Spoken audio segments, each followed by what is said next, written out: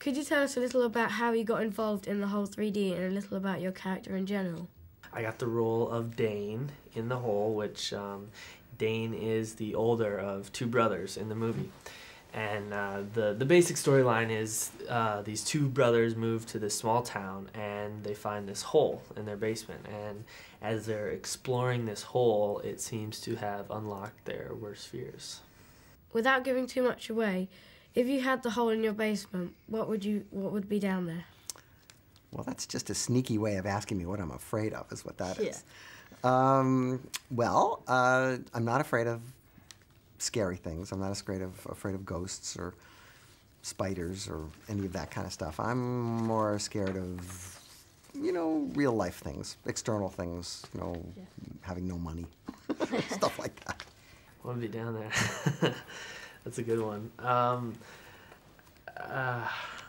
kind of scared of going to jail, like just being like locked up like in a prison and with like people I don't know and stuff like that. So I'm thinking if I went down into the hole, maybe a jail would be down there. I'd be locked away forever.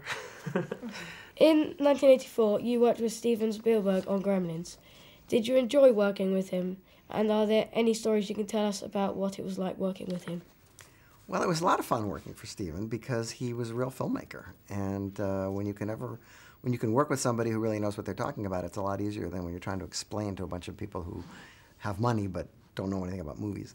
And the great thing about Steven was that he set the whole thing in motion, but then while I was making the movie, he went away to make the second Indiana Jones movie. And so I made the movie completely on my own without any interference from anybody.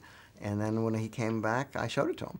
And then he sort of saved it from the studio cutting it up and cutting all the gremlins out because they thought they were so disgusting. And so, in fact, they said, well, we hate these gremlins, we think that we should cut them out. And then he said, well, what should we do, call it people? And they sort of figured out that I guess they didn't want to call it people. So they let me run the movie for an audience the way it was. And the audience loved it, and the movie was a big hit. Are you a fan of horror movies? If so, what films would you recommend to our film clubbers?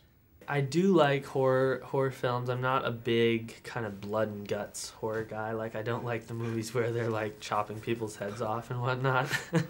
But I really like a lot of the older horror films. Joe Dante did Gremlins and stuff like that, and I really like the older Draculas and kind of in that older genre. Yeah. What other film genres would you like to use in your future movies? Well, I used to like Westerns. You guys remember any Westerns? Ever seen any Westerns? Yeah. This is like cowboys and horses Yeah. and stuff. No, they don't make those anymore. But when I was a kid, boy, I really liked Westerns. I'd love to make a Western, but unfortunately nobody makes them.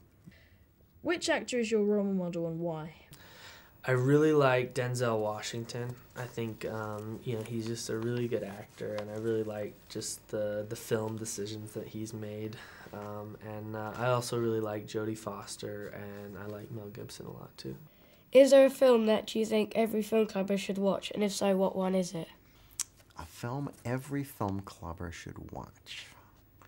Well, there are so many of those that it's hard to just pin down one.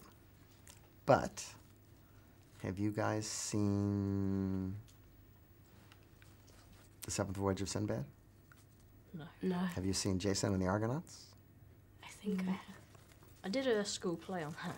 Ah, well, those are two to start with. Those are two pretty good movies.